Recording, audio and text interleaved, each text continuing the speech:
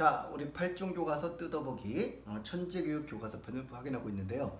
이번에는 삼국의 경제생활에 대한 내용들을 한번 정리해 볼 겁니다. 역시 최첨단 세팅을 한 김에 이렇게 찍고 가는 겁니다. 여러분 다 알고 있는 내용일 텐데 고구려의 진대법이요. 그죠? 보시면은 교재를 보시면은 고구려는 흉년이나 춘궁기에 곡식을 빌려주었다가 수확 후 갚게 하는 진대법을 실시했다라고 되어 있어요. 다 아는 내용. 그죠? 근데 백지에서도 유사한 제도를 실시했다라고 되어 있습니다. 그냥 쓴 건 아니겠죠. 근거가 있을 겁니다. 우리 실장님이 꼼꼼하게 찾아주신 그 근거가 뭐냐? 바로 밑에 있는 요거예요. 자관 대식기 목간이라고 하는 겁니다. 목간이라는 거 들어본 적 있나요? 이런 거? 이게 목간인데 나무로 만든 뭐라 그래야 될까? 띠지 같은 것들이에요. 나무에다 글자를 쓰기도 하고 여러 가지 뭐 이렇게 띠지처럼 붙이기도 하고 매달기도 하고 이런 것들인데 이 목관이 출토가 됐는데 옆에는 흑백 사진은 적외선으로 찍은 사진입니다. 제가 대학원에 있을 때 이걸 같이 분석하고 그랬던 목관인데 교과서에 실렸더라고요. 이거 좌관 대식기라고 할 때 대자가 임대한다, 대여한다 이런 뜻이에요. 설명이 남았기를 충남 부여에서 출토된 것인데 좌관이라는 관리가 공물을 대여해주고 이자를 받은 사실이 기록되어 있는 목관이다 라고 되어 있어요. 좌관이라는 관료가 공물을 대여해주고 이자를 받았던 그런 것을 기록한 목간이다라는 거죠. 이 목간은 나무 조각으로 종이 대신 사용된 것이다 라고 되어 있죠.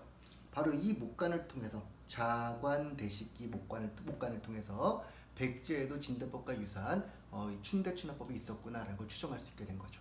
좀 기억해 주시기 바라고요. 자관 대식기 목간 이야기. 밑에 있는 거는 추예요. 추. 청동으로 만든 12지신상 추라고 되어 있죠. 추는 뭐 할 때 쓰는 겁니까? 무게를 잴 때. 그러니까 신라에서도 역시 도량형이 어느 정도는 만들어져 있었구나를 파악할 수 있게 해주는 근거가 되는 것이죠. 그죠? 도량형 제도가 우리 통일되는 건 언제였습니까?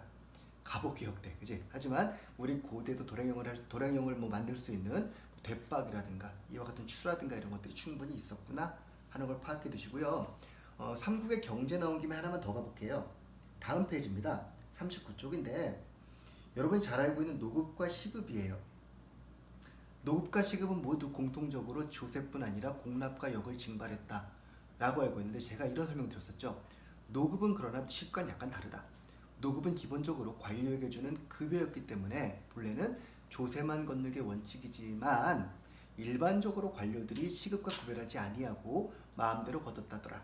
근데 이번 교과서에는 이게 충실하게 설명이 되어 있습니다. 노급은 관리들이 직무의 대가로 국가로부터 받은 것으로 이 쪽에서 조세를 거둘 수 있었다. 원칙은 곡물만 걷는 것인데 특산물이나 노동력도 징발하기도 했다라는 거예요.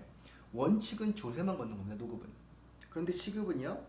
왕족이나 공신 등 공을 세운 귀족한테 포상의 의미로 제가 보너스라고 표현드렸었죠. 이건 처음부터 토지와 함께 가호를 준 것이고 특수산물과 노동력도 징발할 수 있었다는 것이죠. 이게 이제 노급과 시급의 큰 차이라는 것도 하나 파악해 두시면 좋을 것 같아요. 자, 고대 경제 파트 이렇게 제가 2개 정도 테마 말씀드렸습니다. 좌관 대식기 그리고 시급과 노급의 차이. 물론 도량형에 대한 얘기도 해드렸고요. 이 좌관 대식기라는 건 좀 알아두시면 좋을 것 같아요. 백지에서도 춘대춘합이 있었구나를 보여주는 근거였구나. 됐나요? 이상으로 우리 교재에서 다루지 않았던 내용들을 한번 추가로 또 살펴보았습니다.